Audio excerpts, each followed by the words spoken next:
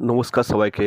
আজ আমি একটু এসেছিলাম বেনাচিটি। তা বেনাচিটি আসলাম আর মায়ের বাড়ি ঘুরবো না, এটা কি কথা হলো? এটা বেনাচিটি বিরিঙ্গি মায়ের বাড়ি।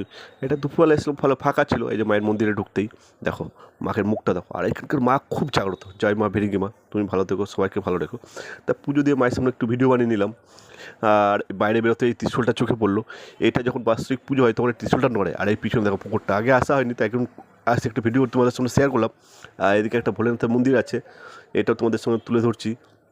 এটা আমি আগে এসেছি কিন্তু এখানে আসিনি। আর এখানে প্রচুর দেবদেবী আছে, গণেশজি আছে, মহাকাল ভৈরব আছে, এদিকে মা মনসা, গণেশজি, এটা ভদ্রাকালী আছে, এটা মা শীতলা। আর ভোলেনাথ থাকবে না এটা কোনো কথা হলো? মা কালীর মন্দিরে ভোলেনাথ তো থাকবেই। আর এদিকে কাল ভৈরবী আছে এখানে, মহাদেবের একটা ইয়ে। আর এমনি সময় খুব ভিড় থাকে। আর এটা নতুন করেছে মা অন্নপূর্ণা মন্দির। আর এখানে অনেক দেবদেবী আছে, আর প্রচুর ভিড় হয়, আর খুব জাগ্রত আমাদের দুর্গাপুরে। এই দেখো মন্দিরটা দেখো। জয় মা ভিরিঙ্গি মা জয়। পুজো দেওয়া হয়ে গেলো। জয় ভিরিঙ্গি মা, সবাইকে ভালো রেখো।